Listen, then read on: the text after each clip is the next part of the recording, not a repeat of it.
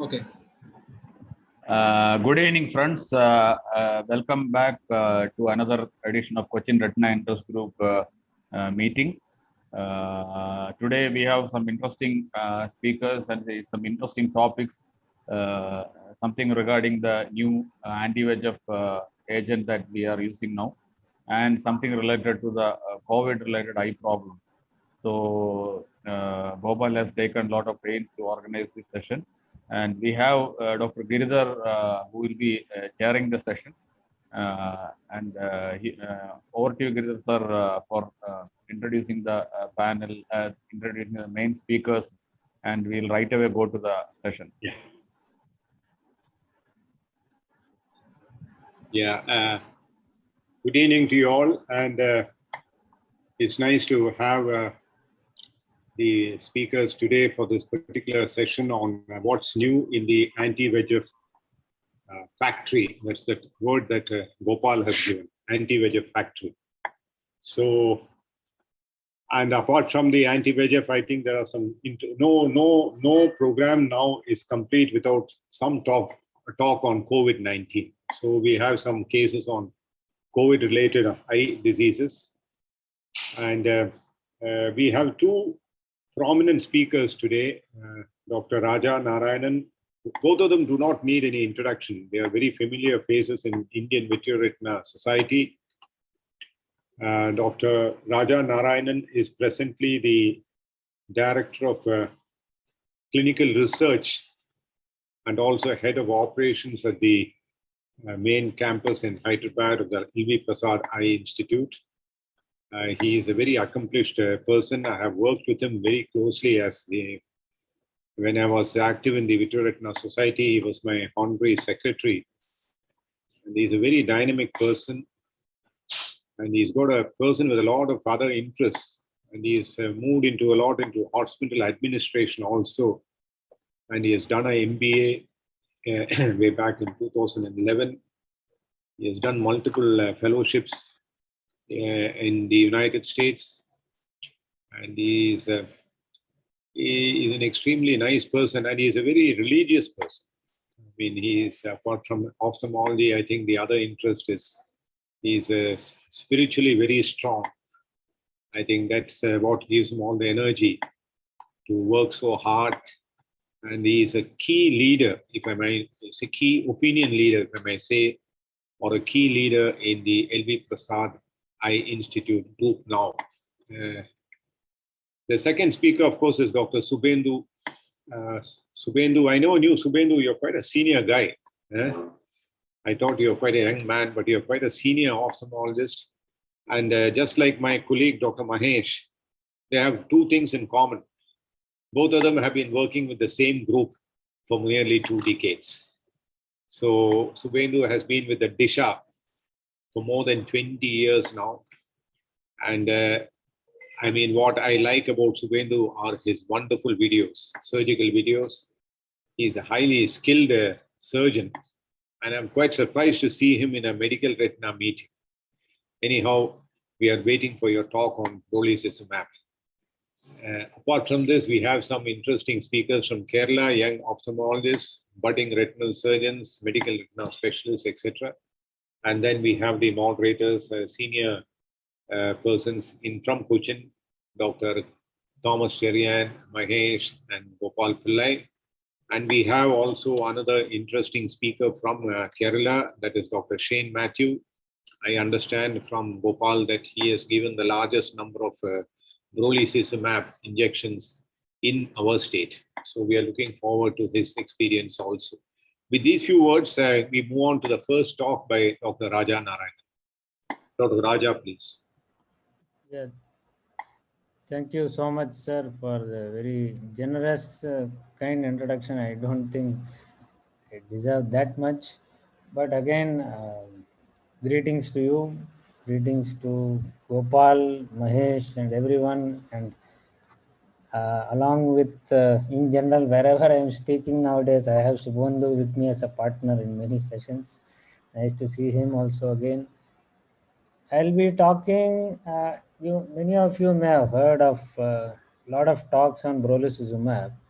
I just wanted to switch a little bit today to PCV, which has not been extensively either discussed or published. Although my experience will also be very limited, but I would like to share some of my initial experience on that. We all know that the biggest unmet need today is the number of injections that we have to give in our patients, whether it is DME, ARMD, PCV, or any of the retinal conditions.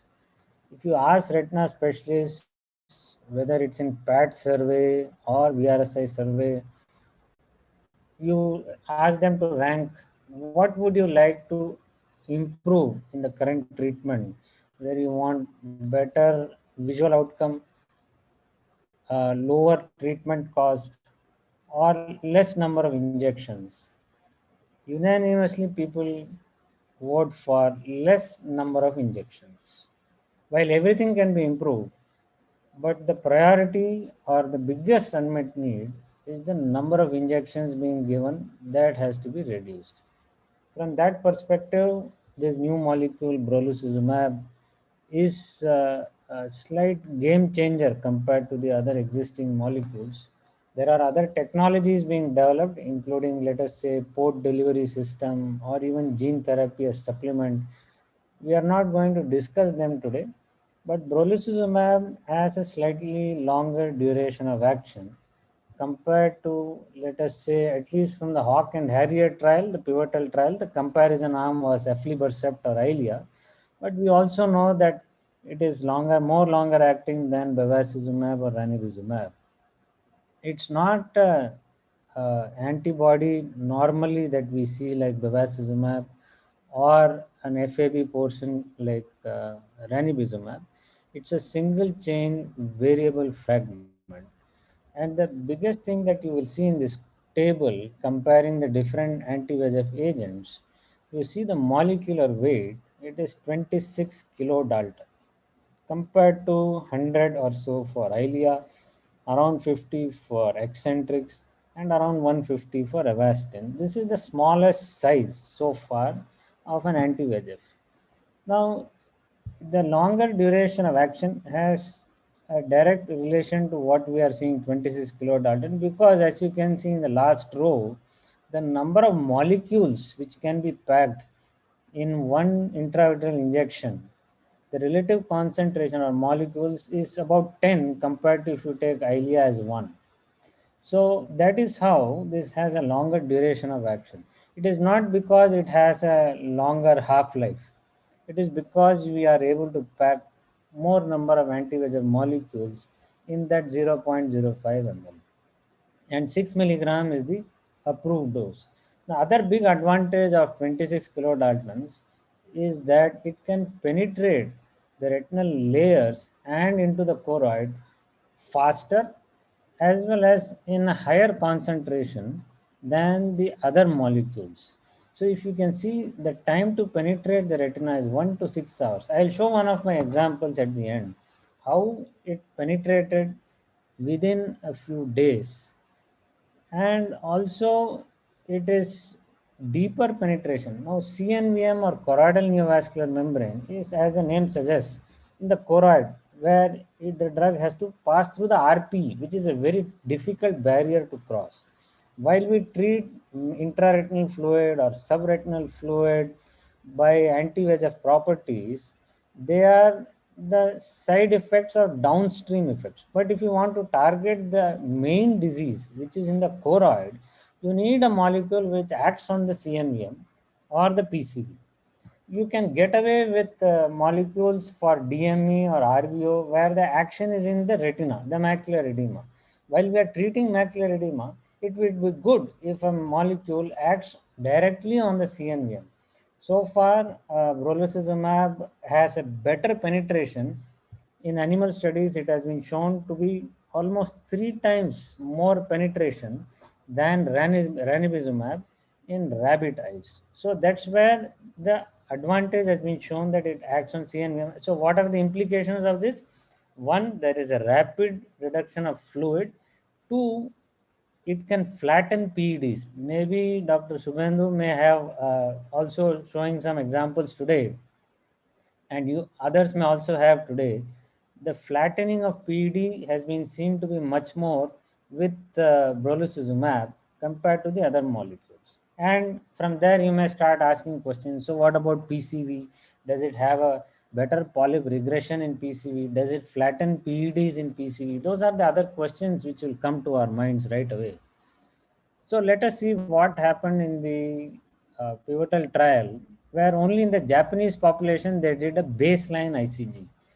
Unfortunately, in Japan, when they enrolled patients, while they kept PCV in mind, they kept only baseline ICG. They never did a follow up ICG.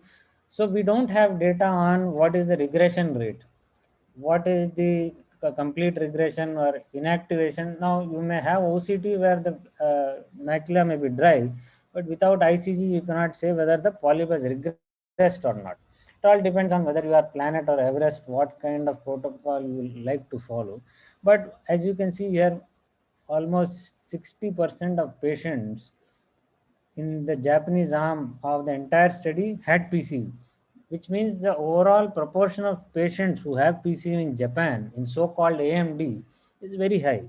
Dr. Giridhar has also published numerous papers on PCV. Giridhar Institute has published numerous papers. So we also know that in India also, the prevalence of PCV is very high, more than 40%. At least in our study in LVP, which I did about 2009 or 10, then we had more than 40% of our AMD patients had PCV. So what was the effect of brolucizumab on PCV patients? As you can see here, there's nothing to discuss too much. All three, that is brolucizumab 3, 6 milligram and Eylea 2 milligram, all of them had shown improvement, but the best improvement was seen with the brolucizumab injection, and this was maintained over 2 years. We also saw that brolucizumab had a better reduction of fluid compared to Eylea. Patients who were treated with brolucizumab had lower OCT thickness. Now, this has been shown in the other Hawk and Harrier full studies also. The CRT reduction is much more with brolucizumab. What about patients who were given 3 monthly dosing? Now, in the Hawk and Harrier, both of them, it was loading dose every month for 3 injections. And then patients were divided into either Q8 week, that is once in 2 months, or Q12 week, once in 3 month dosing. So those patients who were given Q3 months, that is 12-week dosing, 70% of them maintained the same 3 months, because some patients who had fluid earlier than 3 months, they were given once in 2 months after that. But 70% of the patients maintained 3 monthly injection up to almost even 2 years. Whereas in the overall ARMD population of the entire study, Hawk and Harrier, if you look the combined data, about 50% of patients were maintaining Q12 week, and another 50% had to be given every 2 months instead of 3 months because they had more fluid. Another aspect I would like to briefly touch upon is that the difference between intraretinal fluid and subretinal fluid is being discussed a lot nowadays in ARMD. In CAT study, it was shown that patients who did not have any intraretinal fluid, this yellow line is patients who have no intraretinal fluid, and blue line is patients who have intraretinal fluid. So patients who don't have intraretinal fluid, they always have a better vision compared to those who have intraretinal fluid. So we always keep giving injection. Whenever there is fluid, intraretinal fluid in ARMD, we inject. What about SRF? There have been multiple studies, both from CAT, but remember CAT, this is post-hoc analysis. This was not the primary objective of the study of CAT, but post-hoc analysis of CAT, VIEW trials, and the fluid trial, where the main objective was to see whether SRF can be ignored or tolerated. In all of them, it was shown that SRF, if you leave, those patients had better vision compared to completely drying the SRF. Now, that had raised a lot of debate, even now it's going on. But in general, even in CAT trial, ranibizumab had a better drying effect. There was more dry macula, but there was a concern whether dry macula leads to worse vision than if you have some amount of SRF. So that is still open, that debate right now. Why are we bringing that issue? Because in Hawk and Harrier trial of brolucizumab, one brolucizumab dries the macula much more than any of the anti-VEGF. So you are likely to get a complete drying of the macula in brolucizumab. Is that bad or good? That's the debate which we are having. So what did the data show? The data showed that obviously intraretinal fluid, patients who did not have intraretinal fluid, this line, they did better. Patients who did not have SRF also did better. If you can see this, this is different from all the other trials so far. Brolucizumab Hawk and Harrier trial has shown that patients who do not have SRF also have better vision than those who have SRF. And the biggest surprise was that PED. So far, we have not been treating PEDs aggressively. If there is no intraretinal or subretinal fluid, only PED, we'll tell the patient, okay, come back later, we will observe. We don't want to take any risk, or we don't have enough good anti-VEGF to flatten PEDs. But brolucizumab flattened PEDs also, and those who did not have sub-RPE, now there are two things, sub-RPE fluid versus solid RPE detachment. Both are different. But those who did not have PED had a better vision in this trial, at least the Hawk trial, not the Harrier. In Harrier, there was no difference. But maybe some of you may already have experienced that brolucizumab flattens PED more. We can discuss and debate whether there is sub-RP fluid versus solid RP detachment. Should we differentiate now? What about our Indian Retina members? How are they practicing? About 50% of the members who were surveyed last year mentioned that SRF they do leave. But it's a loaded question. As per the fluid study, up to 200 microns they were tolerating. But remember, that is with the treat and extend regimen. If we are following treat and observe, like in India, we are not exactly following treat and extend for many of our patients. I don't know whether it will hold true for the same regimen which we follow, but this is what the data members survey showed. They are tolerating some amount of SRF. Is it in first 3 months, 6 months, 1 year? That question was not asked. So now I will switch to some cases. I will be showing PCV cases. Gentleman presented in October last year with subretinal hemorrhage. We can all guess that this patient is highly likely to have PCV in this when you have kind of polyp.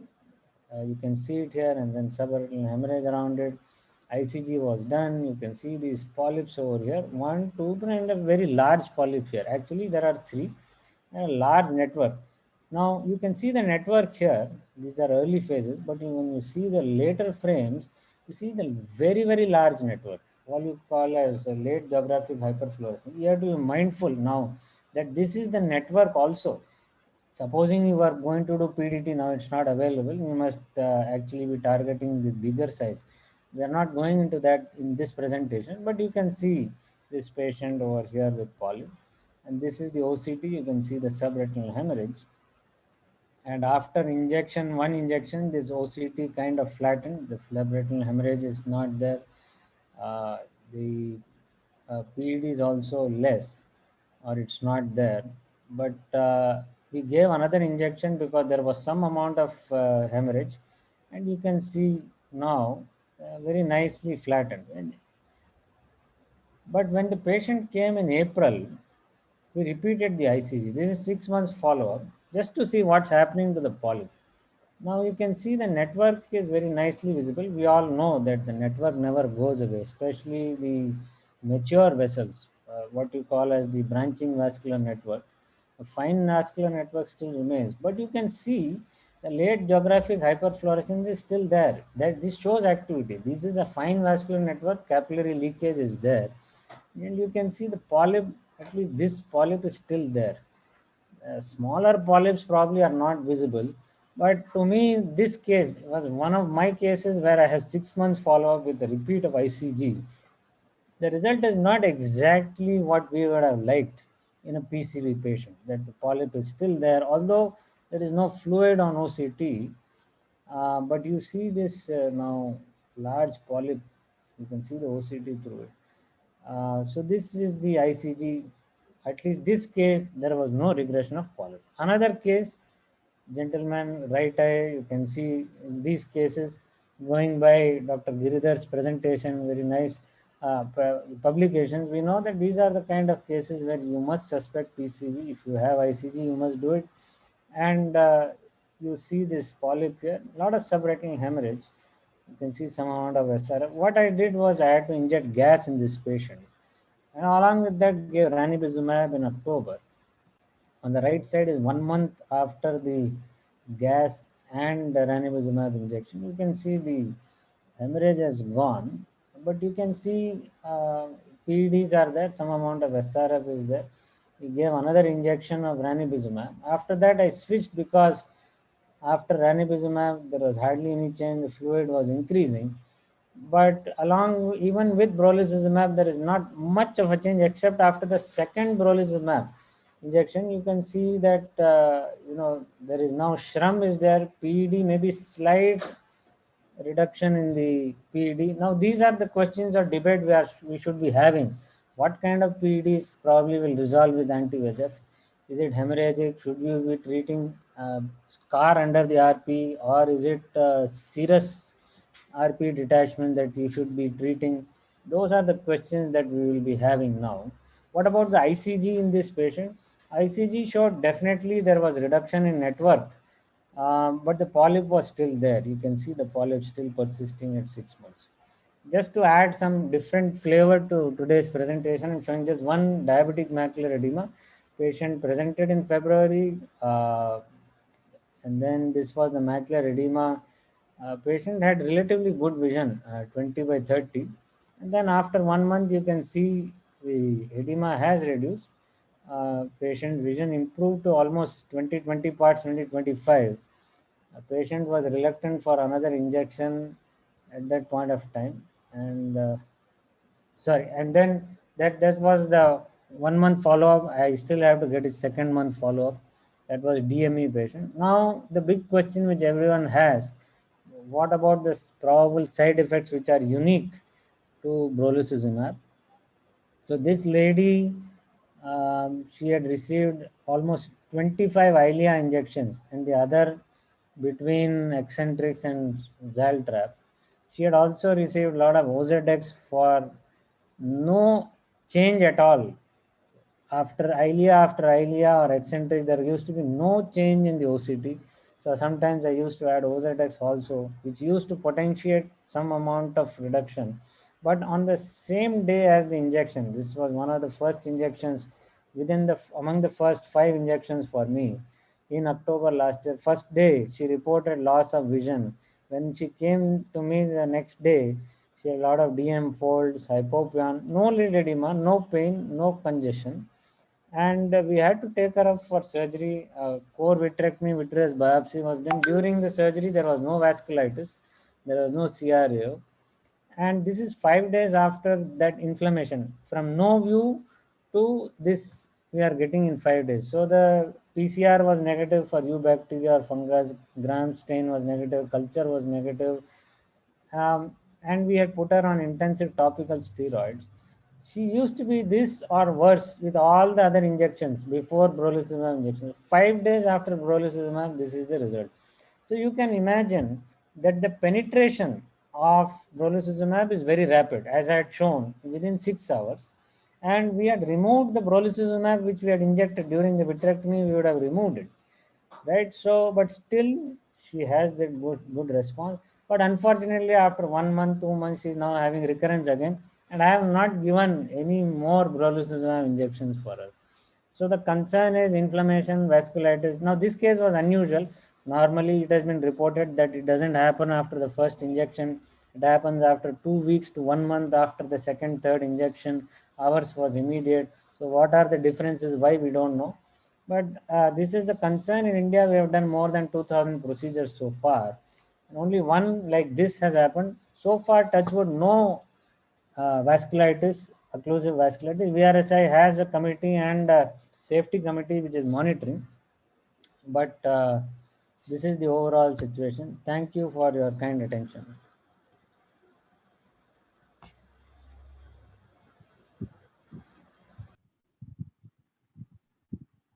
So thank you, Raja, for that very exhaustive talk. Can you stay on for Subendu's talk also? I mean, is it possible? Sure, sir. Then we can have the discussion together. Can we do that, Dr. Yes, Flora? yes. Yeah, That sure, is sir. good. That will be better because once we listen to Subendu, after that we can have some discussion and we can ask the opinion of the other moderators and panelists. So Subendu, can you just show your cases? Yes, sir. Can you see my slides, sir? Yes, yes. Yes, Gopal. Yes, yes. So, good evening, everybody. Thank you, Cochin Retina Club, for inviting me to your webinar. Like, so this is, I am a surgical person, you know, Gopal, but the thing is, this is a very wonder drug, I should say, rather in the field of our retina. Basically, we have you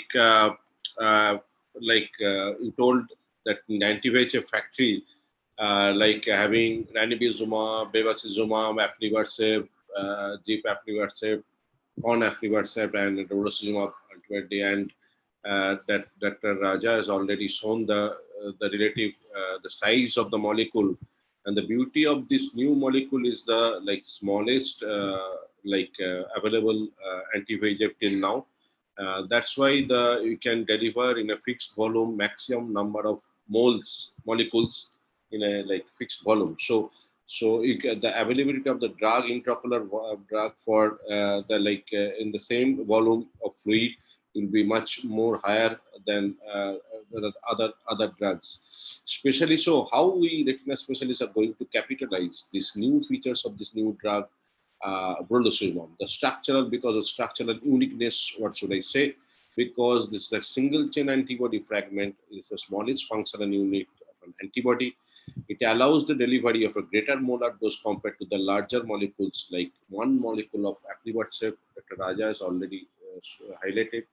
It is almost equivalent to the it is 0.5 molecules of ranibizumab, but that is almost 11 to 30 molecules of Brolucizumab. So that means and another advantage is faster penetration into the retina, and also its potential for more effective penetration within first 6 hours. It directly penetrates within 1 to 6 hours, penetrates into the retina. So it is available inside the retina as well as subretinal space as well as sub-RP space. So it will be giving, it is actually responsible for its increased duration of action. So extended dosage regime is another, it is the result. So we can use it as a we can extend our regime after giving the first dose. So how we can assess its effectiveness? As we all know that we are reviewing all OCTs, so intraretinal cystoid changes in the subretinal fluid or sub-RP fluids are also, these are the things. So I'm coming from my experience directly, case one. So is a 45 years old man, came with subfoveal hemorrhage.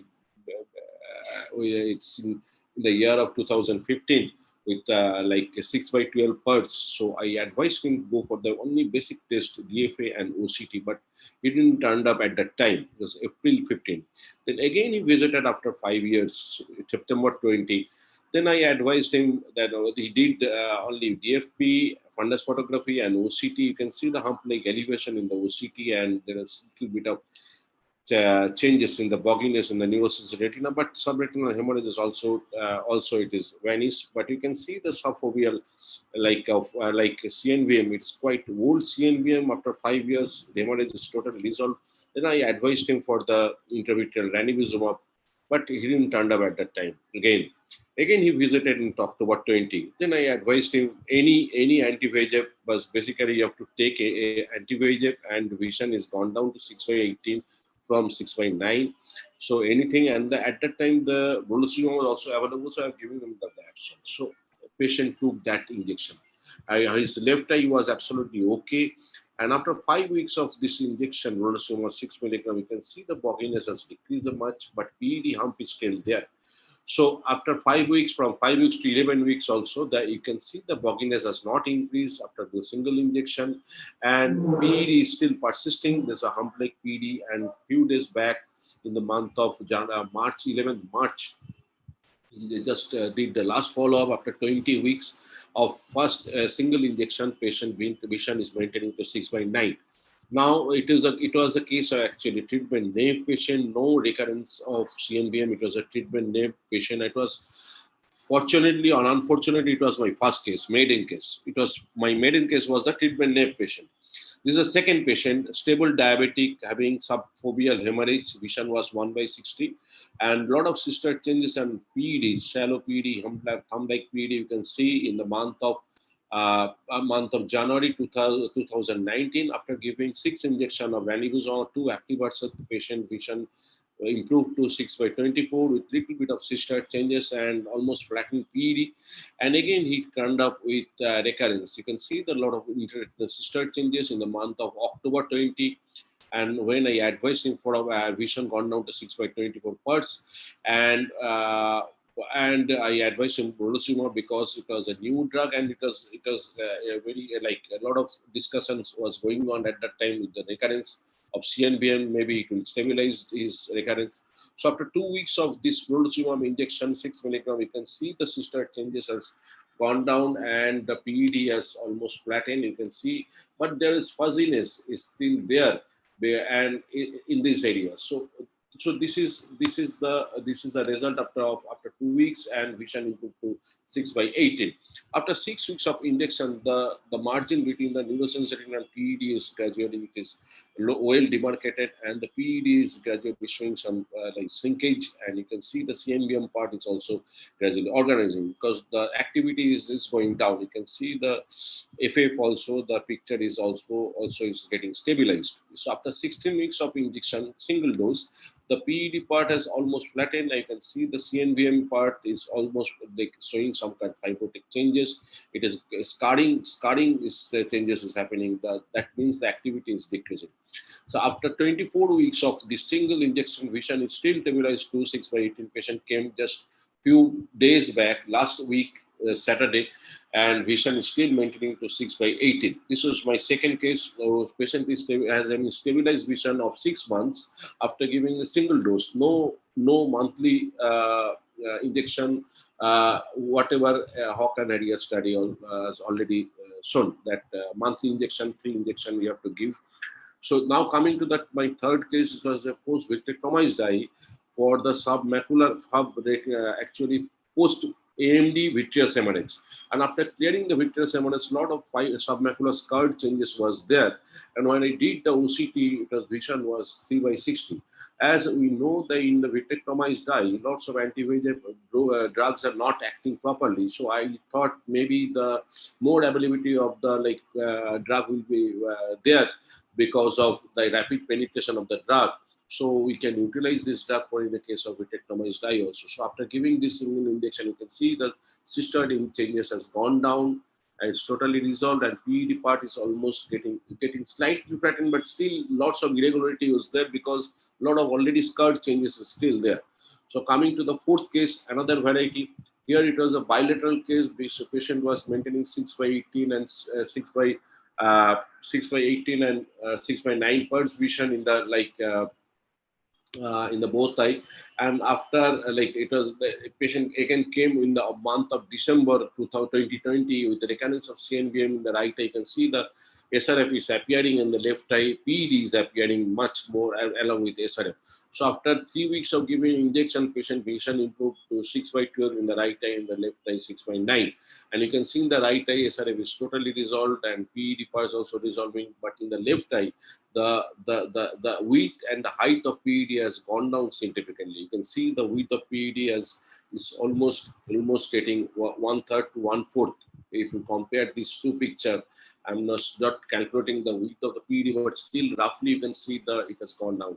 And now coming to the case 5, another case, 5 years old male with it was a case of stable CNVM. Vision was 6/9 Pert's. But after recurrence, patient vision gone down to 6/18, and there was you can see the SRF is still there as is reappeared, and thumb-like PED is reappearing here. So after giving a single dose of Brolucizumab, vision improved to 6/12 and SRF has gone down. But still, PED part is still there. It is not. I did the OCTA, OCTA, and you can see the CNVM part, the network, vascular network part is also is resolving. Now coming to the case 6 is another case where it was a case of stable CNVM, vision was maintaining to 6/9 parts, but again it came with the recurrence in the left eye. You can see the elevation of PED and SRF is still there after giving this injection. After 2 weeks, the SRF is totally resolved, and you can see the thumb-like elevation has gone. It is resolved. It's almost flattened. It is in this, especially in this patient, I have seen that this PED part has very much flattened. Now, after 6 weeks of this injection, this flattened PED is still maintaining, and SRF is not, there is no reconnection. Coming to the 7th case, it is a case of like in the right eye is a doctor, medical personnel, 68 years old doctor, and having history of surgery for the subdural hematoma 1 year back, and no history of CV or any kind of other vascular accident in the last 6 months. So vision was 6/12 parts. It was also a case of treatment naive patient. So after 2 weeks of post injection Brolucizumab 6 milligram, you can see the SRF and cystoid changes is totally regressing. After 6 weeks, also the vision is still maintaining 6/18 parts, and SRF as well as intraretinal cystoid changes and PED. PED part is still there, but intraretinal cystoid changes has gone down.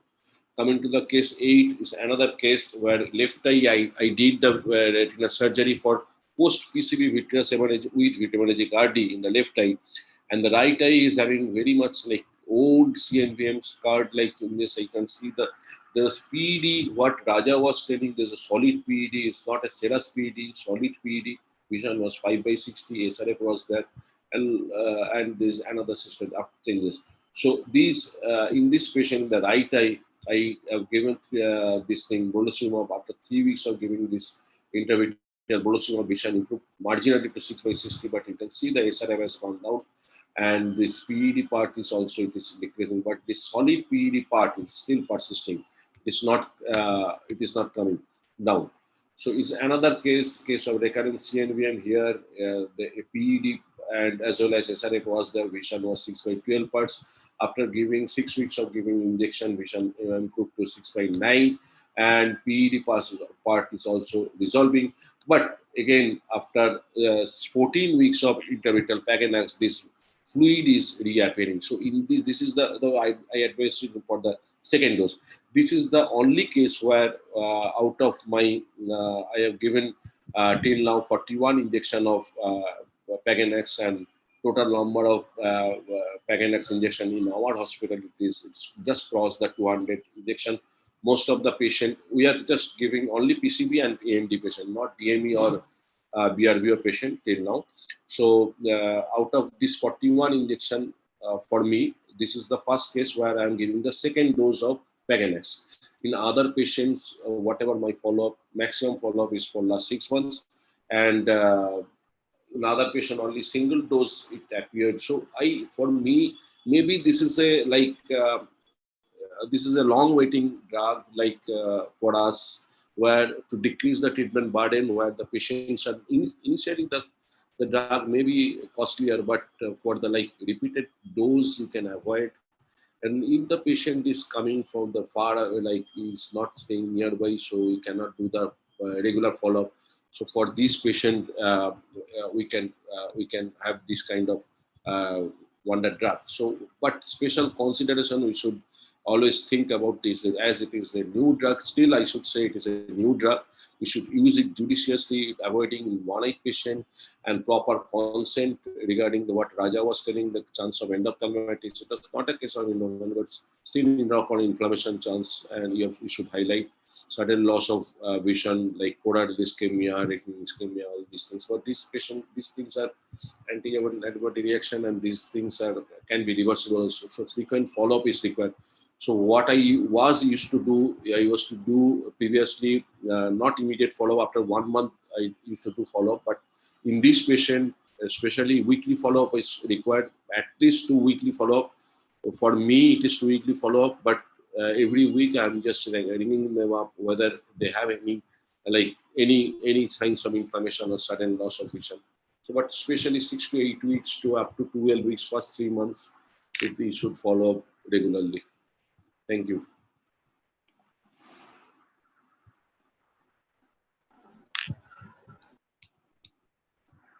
Thank you, Subendu, for your, large experience, very extensive experience. I have some comments and some questions, but I thought I'll first open the presentation for discussion. So we'll first focus on Raja Narayanan's talk.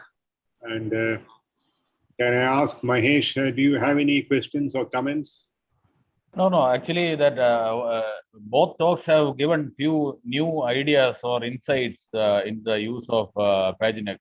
Since we have just started our using Paginex in our cases, Raja's talk, he showed that it may be useful in polyps because of the deeper penetration, even though we don't have that many series to support like aflibercept. But that is a very valid point. And like Dr. Subendu was telling, a new probably that I was never thought in a vitrectomized eye. Till now, we were thinking that anti-VEGF will not work that easily. This is Paginex is something because of the small size and quick action. It can work in vitrectomized eyes also, which can be a great boon in many of our cases. Basically, I am doing a prospective study in a vitrectomized eye. Whatever cases of submacular hemorrhage, I have given subretinal TPA and ranibizumab and AR combination cocktail. In those patients, if the patient is coming with the recurrence, I'm giving Paginex and just following them. But I've started one prospective study already. I've done in 7-8 patients, 9 patients. Right. Okay. That is. No, actually, from what I see is. Number one is basically, as far as Raja's talk is concerned, I feel that we can try and pool data on PCV in Brolucizumab. I think that's maybe a good initiative because in our country, unfortunately, we don't pool data. And that's why we are losing out to our neighbors in Southeast Asia. As far as PCV is concerned, all the other Southeast Asian countries are working together. But we in India, we are not able to work together. So as far as Brolucizumab is concerned, it may be difficult to do ICG immediately after injection. As far as Raja's 2 cases are concerned, he has done the ICG a little late. He has not done the ICG immediately after the Brolucizumab. It has been done after about 6 months. So basically, if you're doing ICG, then you will have to do it at least 8 weeks after the first injection or 8 weeks, at least if you're giving 2 loading doses, at least immediately after the 2 loading doses. You will have to do the ICG to see whether there's polyp regression. But then with the COVID situation, I think doing invasive investigations has become a little difficult.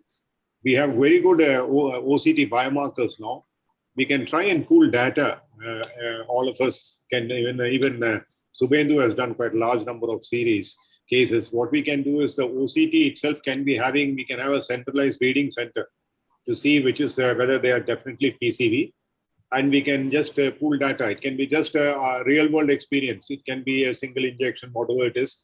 I think it will be a very interesting thing. Raja or someone can take the initiative and it will be very good because from the Indian perspective, I think that's a very good information because if you can reduce the number of injections for PCV patients with Brolucizumab, definitely we need not go for other injections. So that is number one. That is one thing.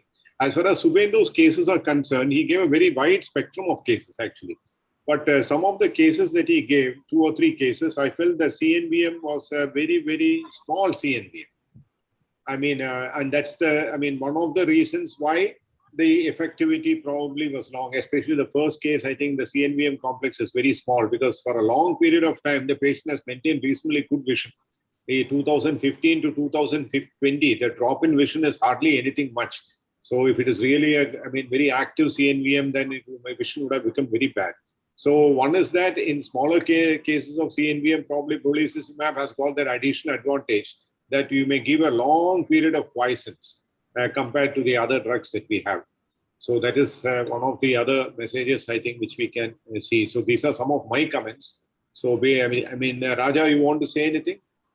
Yes, sir, you made a very important point about we are losing out to our neighboring Southeast Asian countries, which is a sore point for a long time.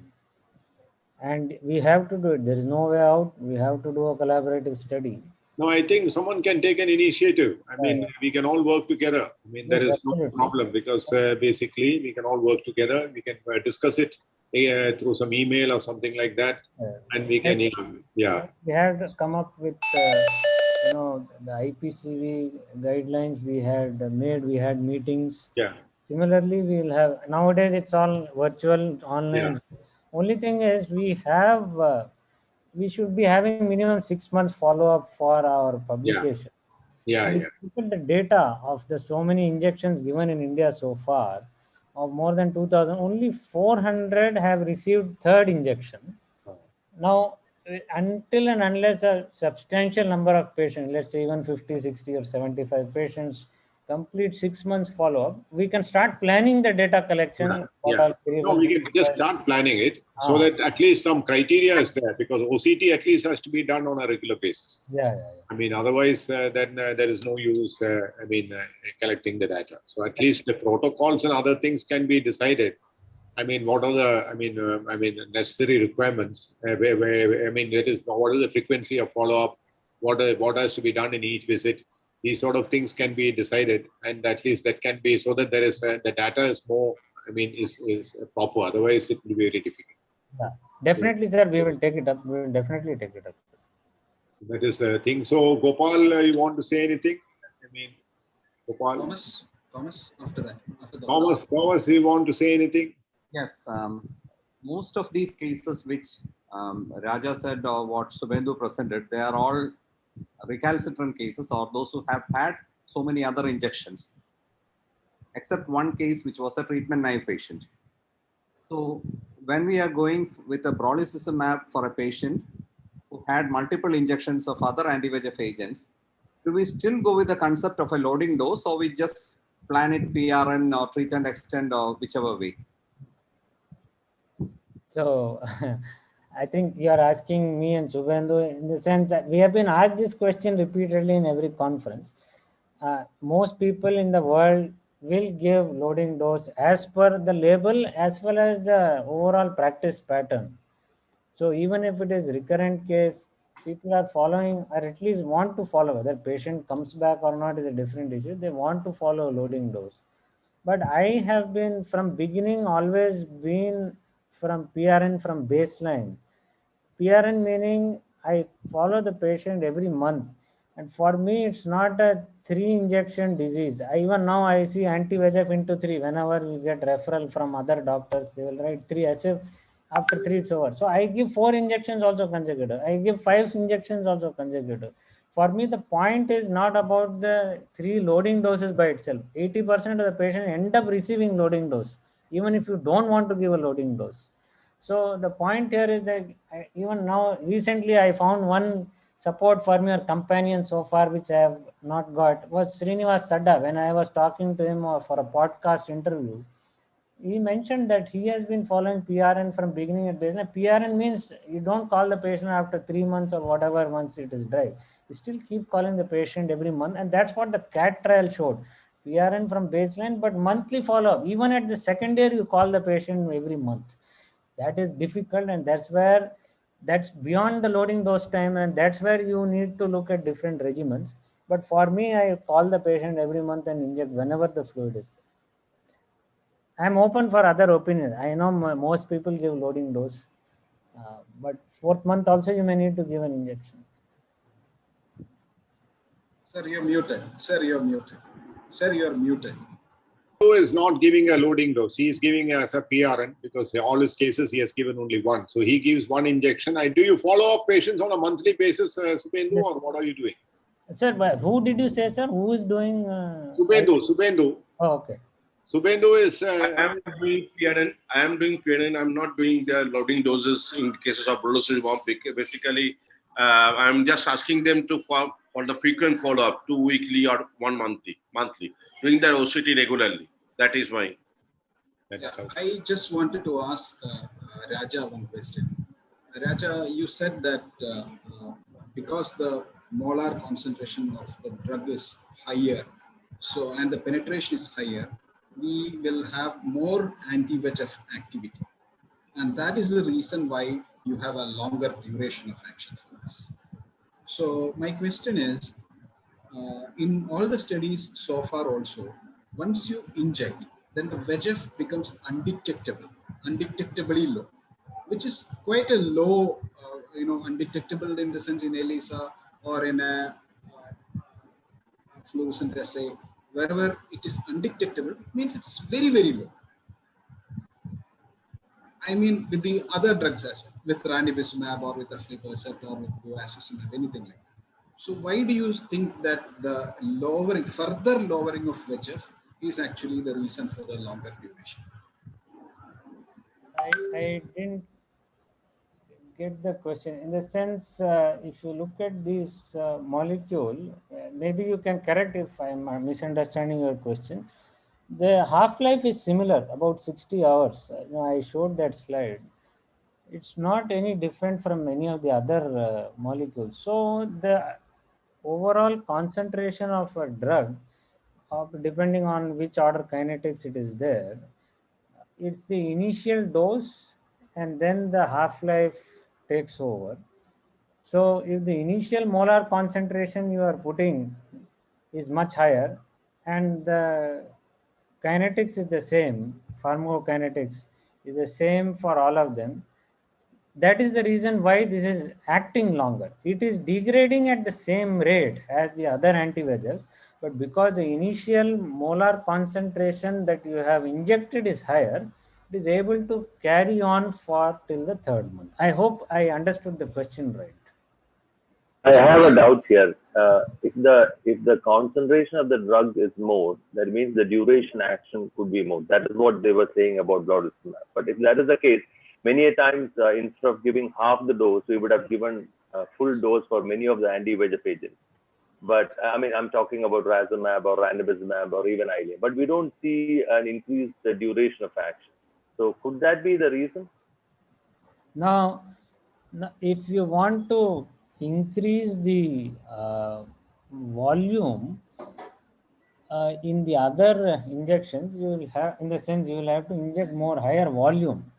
Now, it could be 0.1 ml or it could be even 0.2 ml. You see, the molar concentration relatively is 11 times than the concentration of Eylea. It's not just 2 times or 3 times. Okay, that is a If you want huge to difference. increase the volume so much, it's impossible. So the increase in the volume, let's say you inject double dose of Avastin or double dose of Lucentis, there have been numerous trials. What they found is the efficacy was not high enough. You were risking probably some higher systemic absorption concerns were there. But otherwise, I don't see much of a difference. But here the molar concentration is very high that you are able to. So, I mean, thank you, Raja. I think, Dr. Shane, you have some cases to present. I mean, do you have any PowerPoint presentation? No, you're muted, Shane. Shane, you're muted. Yeah. Sir, I don't have a PowerPoint presentation as such. They were just telling me to share my experience with what I had used. Okay. So, I mean, I have, they have beautifully described their experiences, and I just have to say that I've used about 20 patients. I've used around 20 Brolucizumab so far with a follow-up around 3 months. I used only for recalcitrant cases, not recalcitrant, suboptimal response, recalcitrant cases. These are the two cases where I used, and I predominantly used in occult membrane. Why I used an occult membrane, it so happened that our Brolucizumab advocate's father-in-law had an occult membrane with recurrence in spite of multiple ranibizumab injections. And that's how I gave my first dose. And to my surprise, as beautifully doctors described, the drying of fluid is something which is phenomenal. We know about occult membranes, that little bit of intraretinal cystic spaces and the subretinal fluid keep lingering, and the membranes keep increasing in size. How much ever we keep injecting, that doesn't dry off. But I was surprised to see that so out of 20 patients, 19 had complete drying. and one patient did not have complete drying. And retrospectively, when I went through, I realized that that was more of an sick RP. There was a lot of RP atrophy along with that optical membrane, and that is why probably that CME did not resolve. First all cases, I had complete drying of the agent, and I had only 3 months follow-up. And I don't give monthly injections. It was only an as and when needed cases. And as all my cases, I mean, it is too good to believe, but I don't know, maybe beginner's luck. I did not inject any of the patients in the first month, but all the patients, almost 3 months now, they did not have a recurrence. But mind you, all those patients were patients which I gave other anti-VEGFs in the past. Another thing which I would like to portray is, I had, interestingly, one patient of angioid streak. So he was a one-eyed man. The other eye was lost to angioid streak CNVM. This eye had CNVM, and he was so good in diagnosing a recurrence. He used to come and take. He had taken almost 30 injections of anti-VEGF. Towards the end, so the last 7 to 8 injections, I could see fluid in the fovea, and he is not happy. The vision is coming to almost 6 to 18 partial like that. So this complete drying was very important for him, because he kept telling me, it is not as good as last time. But with Veganax, I could drying, and he is as good as before. He has come to 6 partial. So the concept of leaving little bit of subretinal fluid, well, in this patient, I found that probably it's a secondary CNVM. So I don't know whether that will behave differently.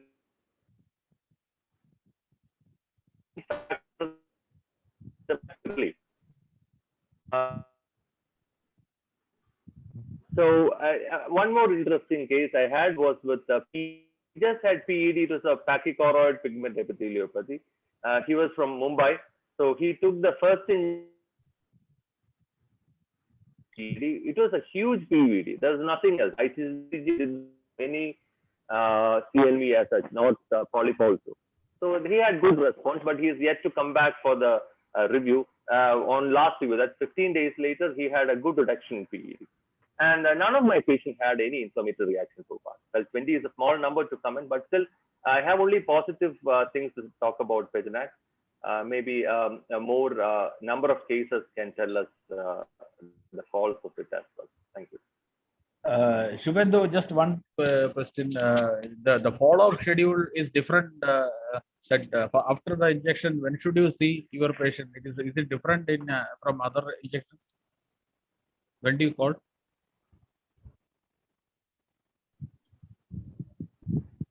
Is Shubhendu here? Shubhendu, Raja, you can also answer. I mean, when should we call our patients after the Veganax injection? That's a very commonly asked question. When we were in the beginning, we probably were very, very anxious, skeptical, look for adverse events, inflammation.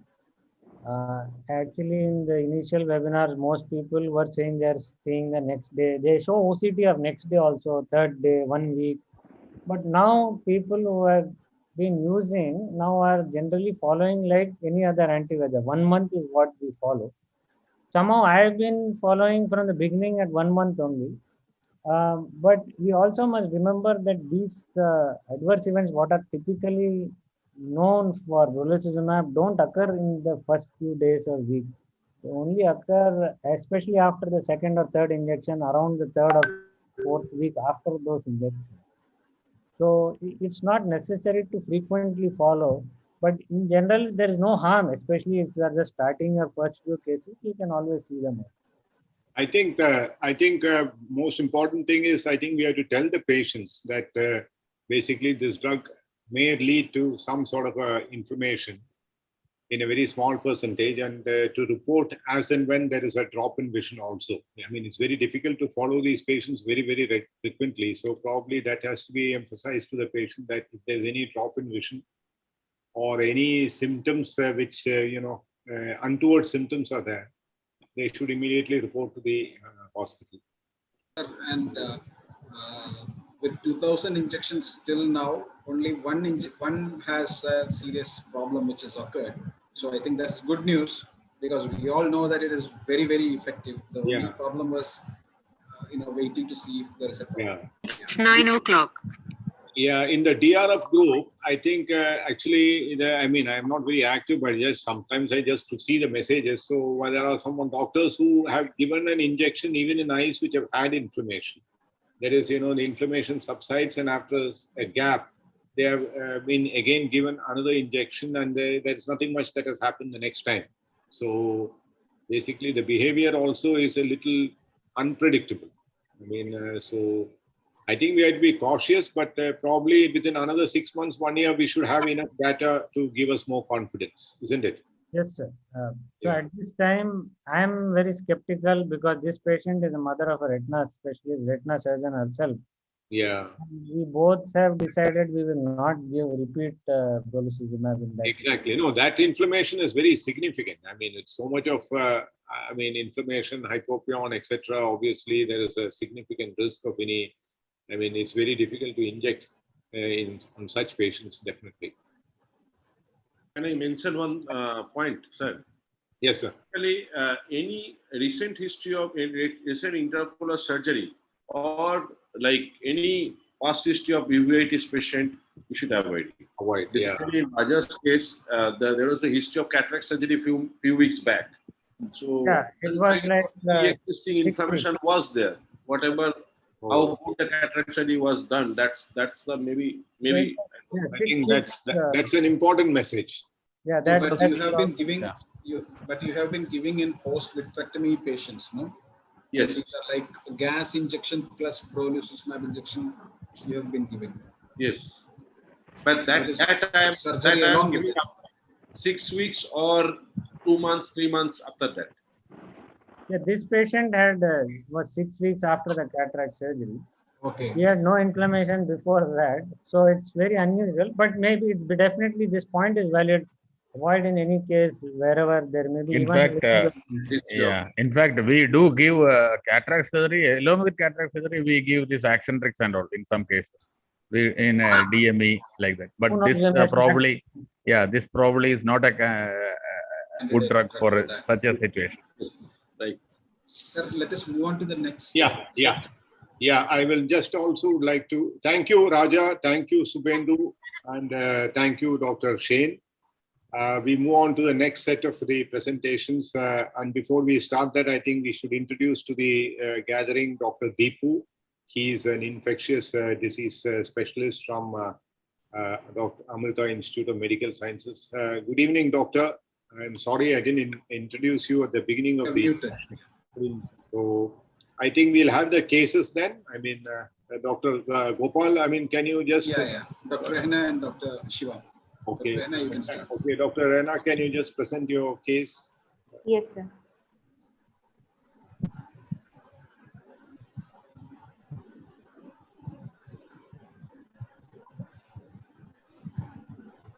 Can you see my screen? Yes. Good evening, everyone. First of all, let me thank Cochin Ophthalmic Club for giving me this opportunity. So this is a case of 53-year-old male who presented with painless decrease in vision in the left eye for 1 month. He was diagnosed to have diabetic 6 months back. He was tested positive for COVID-19. He was diagnosed to have severe COVID infection and was treated with heparin, steroids, and remdesivir. His best corrected visual acuity at presentation was 6/6. Anterior segment was normal in the right eye, and the left eye there was a grade 2 RAPD. Intraocular pressure was normal. The fields in the right eye was essentially normal apart from this few X photomas, and in the left eye there was extensive visual field defects sparing the center. So the fundus examination in the right eye showed a small disc which was hyperemic, crowded, and the cup was not appreciated. There were scattered microaneurysms, dot hemorrhages, and blot hemorrhages, suggestive of NPTR. And the left eye, that is the affected eye, showed pallid disc edema. There was a splinter hemorrhage temporal to the disc, hard exudates which were arranged in the form of a partial macular star, scattered microaneurysms, and attenuation of the arterioles.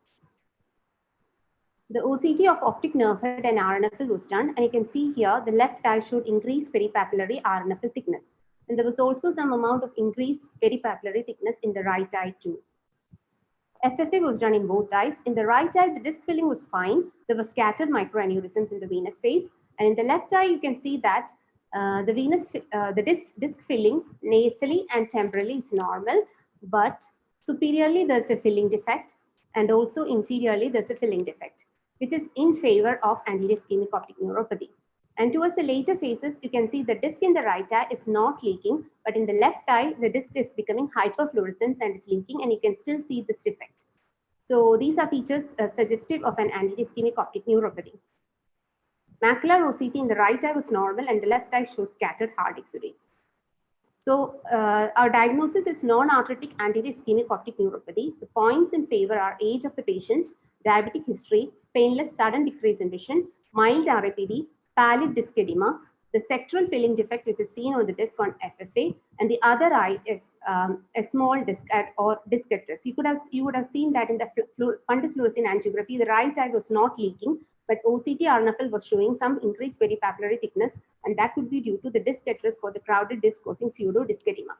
And the differential diagnoses are diabetic papillopathy, but again here there is pallid disc edema, so it's not in favor of diabetic papillopathy. Optic neuritis is other differential which should be thought about, but again there is no pain on movement, mild RAPD, normal color vision, and filling defect in the disc. These are all points against optic neuritis. So at the time when the patient presented to us, we did these investigations. Complete blood count was normal. PT-INR was marginally decreased. APTT was normal. The patient was referred to the stroke medicine, and they did a thromboelastogram. Thromboelastogram is a hemostatic assay that measures the global viscoelastic properties of the blood clot formation. They did the test to know whether the patient is in a hypercoagulable state post-COVID. So these were the TEC parameters that were evaluated, and the TG, or the total thrombin generated, was found to be elevated. That is, quantitative measurement was higher, which infers that there is increased thrombin generation, which is suggestive of a hypercoagulable state. So to see if there is any other cause for the hypercoagulable state, the patient had these tests done. ANA was negative. Serum electrophoresis was done to rule out multiple myeloma, which was also found to be normal. So this is another case which is reported in the literature, case of NAION associated with COVID-19. This patient was a 43-year-old, and he presented with NAION 4 weeks after COVID, and he presented with the typical inferior hemifield defect. So if you look at the pathophysiology, the COVID-19 is predisposing to spectrum of thromboembolic episodes. So basically there is a cytokine storm which is developing, and these pro-inflammatory cytokines, it causes impairment of the natural anticoagulant pathways and shutdown of fibrinolysis, causing increased fibrin clot and platelets. It's also activating the platelets and sticking to the endothelium, which also aggravate the clot. But if you come to the pathophysiology of NAION, it's mainly hypoperfusion of the posterior ciliary artery, which supplies the optic nerve. It's the pathophysiology which is popular and which is suggested, which causes optic disc ischemia and AION. But embolism to the arteries or arterioles, which is feeding the optic nerve head, is also reported, and that's also reported in IGO. So this is another article which is selective thrombophilia screening of patients with NAION. This article says that there is a strong association between NAION and thrombophilia. This is another review article which is published in IGO, which looked into COVID-19 and a review of ophthalmic manifestations. There is a lot of ophthalmic manifestations of COVID-19 which is reported. The retinal ones are papillophlebitis, arterial occlusions, vein occlusions, and vasculitic vein occlusions. So to conclude, the prevalence of ophthalmic manifestations among COVID-19 patients ranging from 2 to 32%. Cause relation is yet to be established for many of the ophthalmic manifestations. In our case, there is definitely a temporal association between NAION and COVID-19, but the cause is not certain. But we know that at the time of presentation of NAION, the patient was in a hypercoagulable state and no other reason was found for the same. Many ophthalmic presentation can be possible, but always ask for COVID and what grade they were affected, especially in atypical cases. Thank you. So thank you, Dr. Rehana. We'll have the other case also. Yes, sir. Dr. Deepu, we'll just have both the cases. After that, the ophthalmologist, I think, would like to, may like to say one or two words. After that, we will move on to you. Oh, yes. Okay, yeah. Dr. Shivam, can you present your case?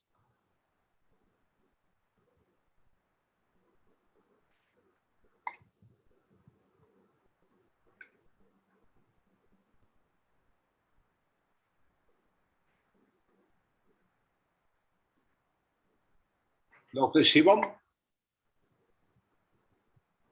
Yeah.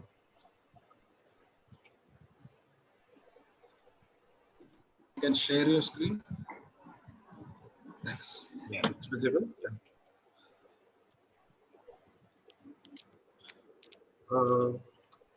So my case is a 30 years old female, which came with a sudden painless loss of vision since one day, and there was no systemic illness.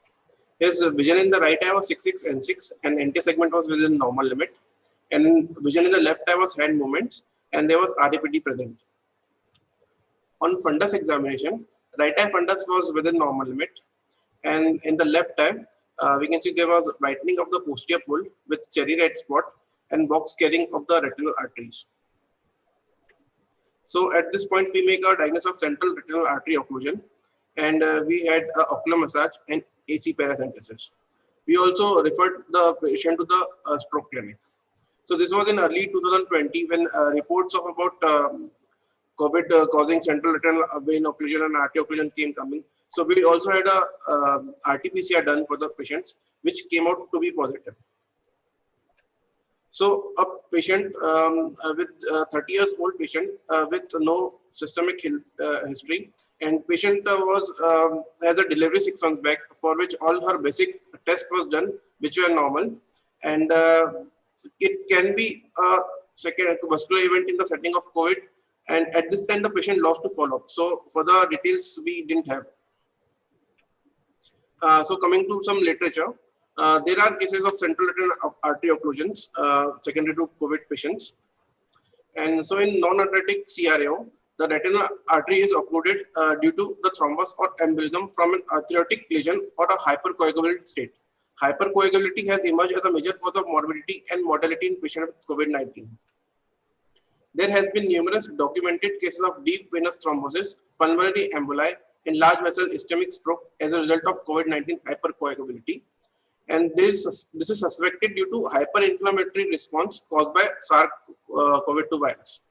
Also, there are elevated inflammatory markers, including interleukin-6, ferritin, fibrinogen, and D-dimers.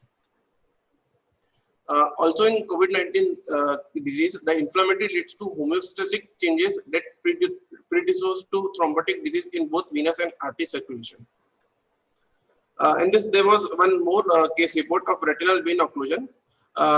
In this, after the case was diagnosed, fluorescent angiography was done, in which vessel leakage and hot disc was seen. So it was a case of vasculitic retinal vein occlusion. And rest of the investigation for vasculitis was negative.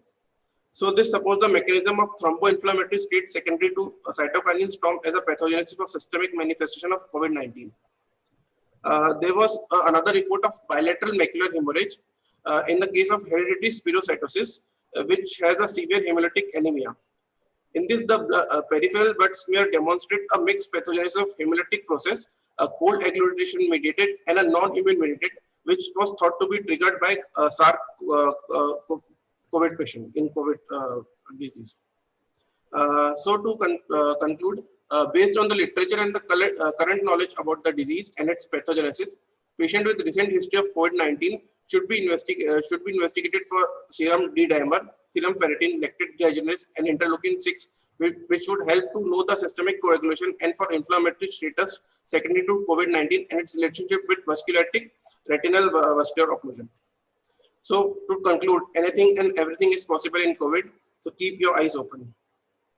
Thank you. Thank you, Dr. Shivam. The cases are open for discussion. As far as the first case is concerned, basically the only problem is there is a coexisting systemic disease, diabetes. And diabetes also can cause AION. And the other eye has got mild non-proliferative diabetic retinopathy. So that is only, I'm not saying that this is not COVID related, but then when you have a situation like that, always a question can be asked as to whether it is diabetes related AION. Another thing is what we have seen in, what I have seen in patients with diabetes who come with anterior ischemic optic neuropathy, is that most of these patients during the course of the previous 1 month, they have had a significant, there is a very poor control of diabetes. A very poor control of diabetes. In many patients with AION, if you see, very poor control. So in this particular patient, if due to the COVID infection, if there has been a fluctuation in the blood sugar, that also could have acted as one of the causes for the precipitation of the AION. This is one of the differential diagnosis. When you see, if the patient was not a diabetic at all, then obviously, your diagnosis can be taken, hands down. Since the patient was, do the other panelists agree with me on that?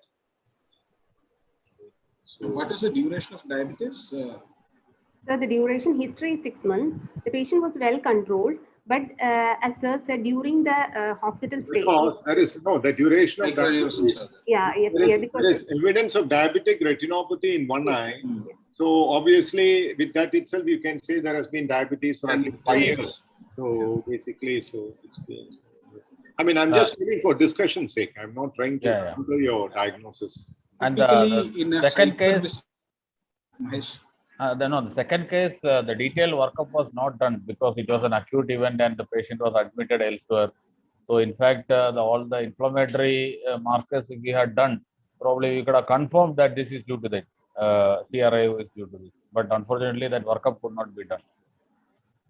One small fallacy as regards the first case was that usually in a hyperviscosity, we will have central retinal vein occlusion sort of a picture. And ischemic optic neuropathy usually occurs in patients who have hemorrhage, shock, anemia, and all those things. So in this particular patient, somehow hyperviscosity has translated into an ischemic optic neuropathy. Maybe, secondly, Deepu, you can also help us in telling how COVID can actually cause thromboembolic events. And is diabetes also causing the same changes? Is there any difference between diabetes causing the thrombosis versus COVID? Thank you, sir. So, in COVID, basically, I have to tell that I am hearing the conversation of ophthalmologist, state ophthalmologist for past.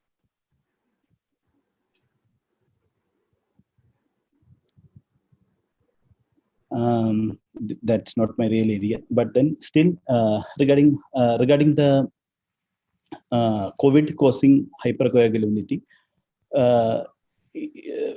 what we commonly see is ARDS and microthrombi. Lot of cases of ARDS and lot of autopsies have been done, and then the microthrombi has been extensively evaluated. But then all the though the inflammation is the root cause, we can see that in majority of the cases, majority of the severe COVID cases progressing to multi-organ dysfunction syndrome is not that common. But rather, most of the COVID patients, what we are seeing is what I'm trying to tell.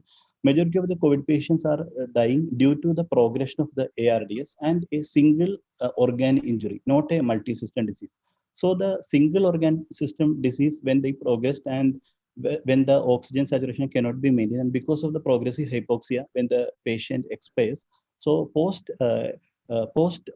death autopsy is revealing a lot of microthrombi. So it is more to do with a local inflammatory process causing local tissue inflammation and local, along with the parenchymal lung damage, there is a lot of microthrombi formation in the lung blood vessels. So I would like, what I was trying to convey is that the COVID pathology is, in majority of the cases is limited to the organ in which it's involved, and the vascular process is also limited to the organ in which it is involved. Whereas diabetic, it is not like that. Only in case of COVID-19, if it is progressing to a cytokine storm kind of situation, there will be multi-organ involvement. The TNF alpha, interleukin 1, interleukin 6, if it is if the cascade has been activated, then there will be definitely a systemic process. Whereas in diabetic, the process is more or less involving all the vasculature, and the reflection is the retinopathy. That is the basic difference I would say. Thank you. You have some slides also. Is there an acute COVID injury, vascular damage versus after 6 months or 1 year also damage can occur? Sir, You have some slides to that? Yeah, I think I will go without slides. So I have slides, but I think the forum request answer. So I will offhand I will tell sir. So from a COVID point of view, we will categorize the COVID disease into three. Basically, the acute viral phase where there is active viral multiplication. Second is the inflammatory phase where the viral multiplication is kind of very much muted and the immune system takes up. And third is the recovery phase. So basically all the thrombotic complication, including the ARDS, microthrombi, whatever I have just told, happens during the inflammatory phase. So inflammatory phase, there is direct endothelial injury as well as the inflammatory cascade is getting activated. So that is the time maximum prothrombotic complications happens. But then what we observe is that, like, I was going through various literature regarding the ophthalmological literature as well. So ophthalmic artery occlusion, a few case reports I have observed that ophthalmic artery occlusion, the patient presenting with ophthalmic artery occlusion post-COVID 3 weeks, 4 weeks down the line. So and similarly, patients present back to us with deep venous thrombosis with pulmonary embolism, the digital gangrenes. So all these are pointing towards that the inflammatory milieu and the cytokine storm which is happening during this inflammatory phase is not just getting arrested at the time of recovery, just like a switch on and off, but the cytokine milieu is kind of getting carried away to the recovery phase as well, because of which even in the recovery phase we are getting post-thrombotic complications. So answer is that around 10 days from the onset of symptoms, we start seeing these complications. And even after recovery, we are seeing these post-thrombotic complications.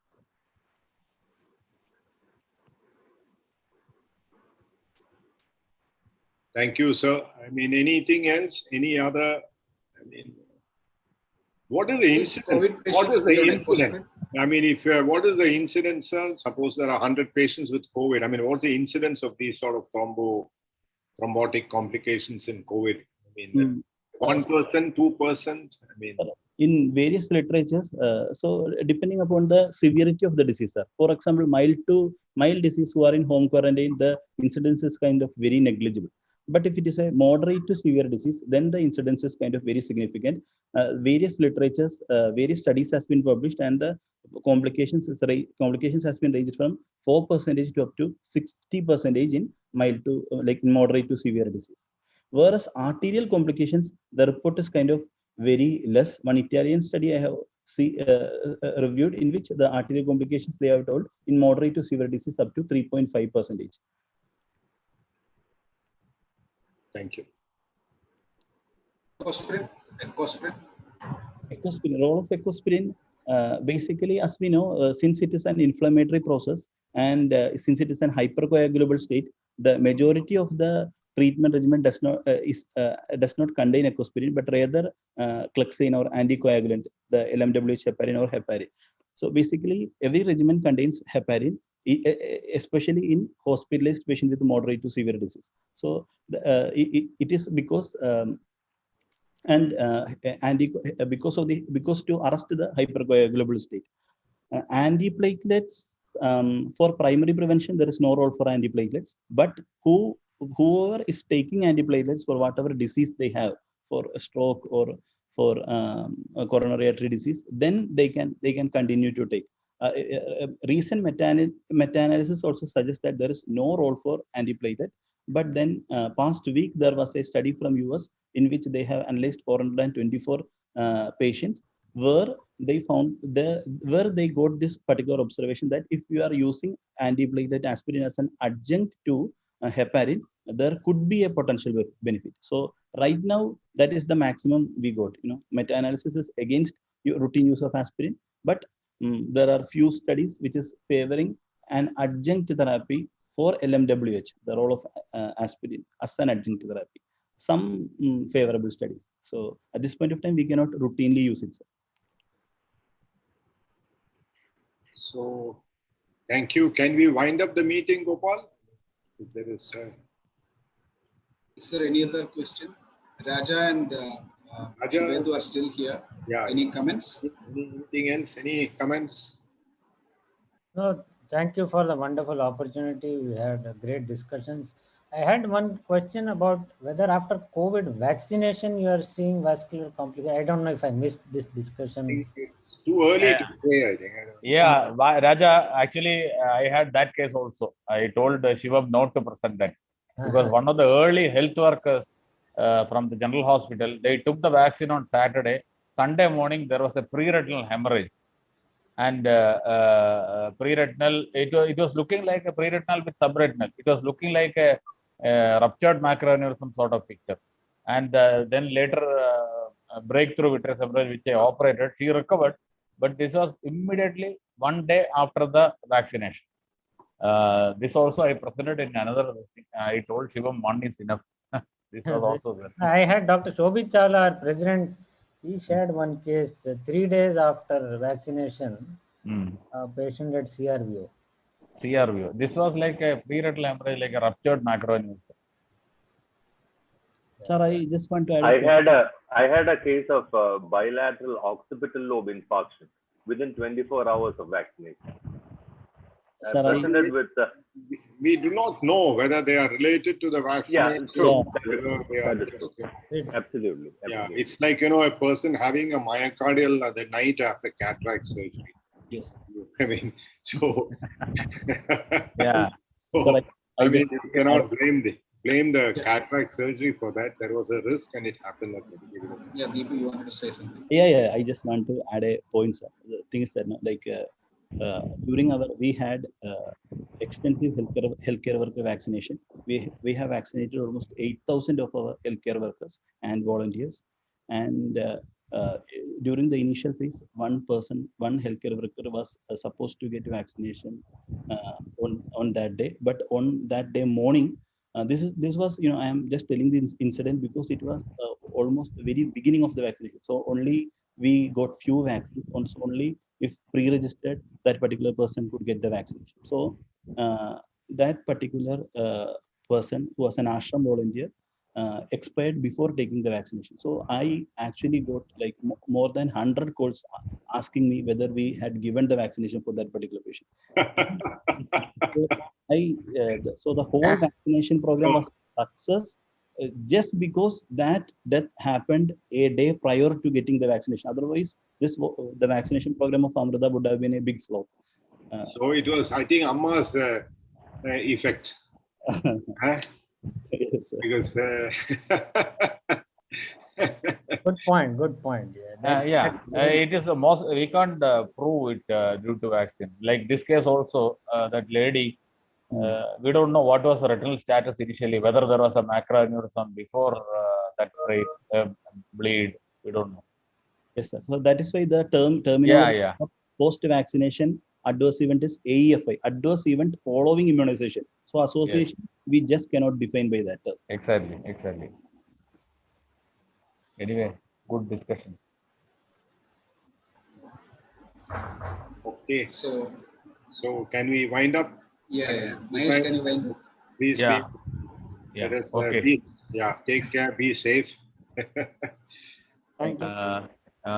Thank you, everyone. Thank you, Dr. Raja. Thank you, Dr. Shubhendu. Thank you, Dr. Deepu, and all the presenters, Rehana, Dr. Shay, and Shivam, and most important, Gopal is telling Novartis for supporting this today's program. All of us have got some new information regarding Brolucizumab or COVID or whatever. So thank you, everyone, for joining Cochin Retina Interest Group meeting. See you soon. Thank you. Thank you. Thank you. Bye. Good night. So I have ended the stream.